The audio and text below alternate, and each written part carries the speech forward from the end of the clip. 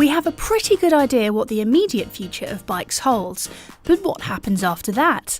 Here are 5 technologies we'd like to see put to good use on 2 wheels.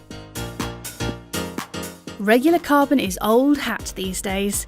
Sure, it's brilliant for making those laterally stiff, vertically compliant bikes we all froth over, but the basic concept of laying up carbon with epoxy hasn't changed all that much in recent years. The one carbon atom thick wonder material, graphene, appeared on the scene a few years ago, promising to revolutionise everything, but we're still waiting for it to take over in bikes. UK brand Dassie has already made a graphene road bike called the Interceptor. This incorporates the material in the resin that binds the carbon together, producing a stronger frame for a given weight. The process is much the same as for standard carbon bikes, and its designers reckon a 500-gram aeroframe is achievable. Graphene also has conductive properties which could be exploited in the creation of frames with some sort of built-in intelligence. The possibilities are intriguing. Imagine if you never had to clean your bike ever again.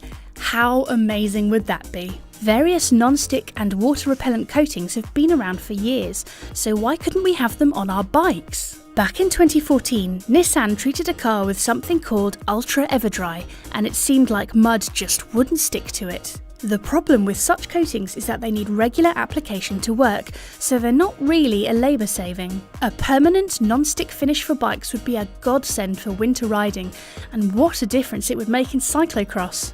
Washing bikes in winter is an unpleasant task, and one that can actually damage your pride and joy if you do it wrong and blast water into your bearings. The bike of the future might just need a quick shake for all the mud to slide off.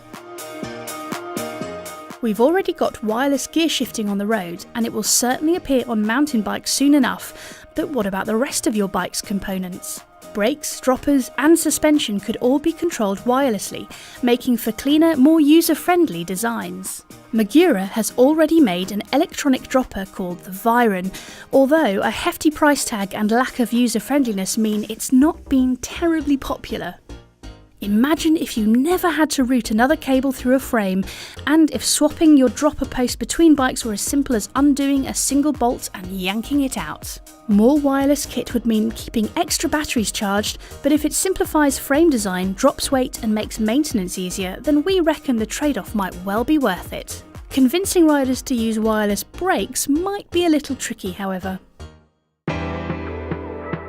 Modern mountain bike suspension is pretty incredible, combining lightweight with truly impressive performance. At the moment, on-the-fly adjustments tend to be limited to climbing lockouts and the like, but what if you could precisely adjust damping as you rode?